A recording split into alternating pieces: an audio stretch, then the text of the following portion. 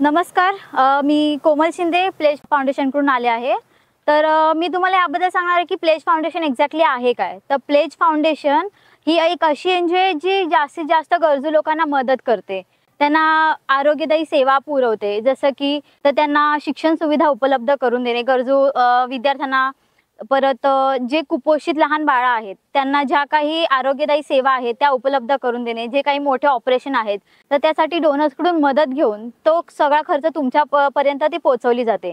तसेच लहान पोरांना पौष्टिक असं जेवण त्यांना देण्यासाठी ही मदत करते। तसेच ऑपरेशनचा सगळा खर्च उचलते, त्यानंतर औषध गोळ्या जे काही लागते तसेच, आणि ज्यांना अपंगत्व आहे किंवा काही सिरियस प्रॉब्लेम्स आहेत, आजार आहेत, त्यांना व्हीलचेअर किंवा वॉकर हे सगळं प्रोव्हाइड करते। त्यासोबतच स्त्रियांना ती मासिक पाळी दरम्यान स्त्रियांना बऱ्याच ठिकाणी अजून माहिती नाहीये की कोणत्या प्रकारे काय प्रोडक्ट्स यूज करायचे, जसं की मासिक पाळी दरम्यान पॅड बँक सारखे प्रोजेक्ट प्लेज फाउंडेशन करते आणि त्या बाबतीत तुम्हाला साक्षर करते की कशी काळजी घ्यावी। थँक्यू।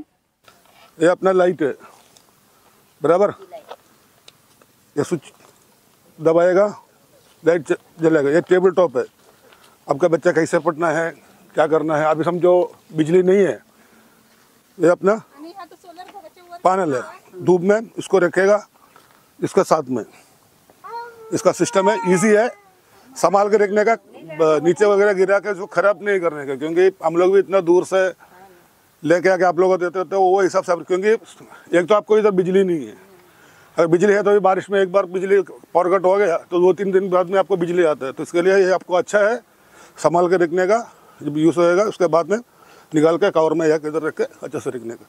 और पैनल 2 दिन के ऊपर सूखा कपड़ा से उसके ऊपर का मट्टी वगैरह जो है वो साफ़ कर लेने का। हालांकि उसके अंदर का जो केबल से बराबर सौरज पकड़ सकते हैं। इसके लिए हम लोगों ने मुंबई से आया है आप लोगों को देने के लिए। स्पेशली थैंक यू अर्चना, हमारा कोऑर्डिनेटर है, बहुत सारा काम करते हैं इधर, तो उसको भी एक ताली बजाओ उसके लिए।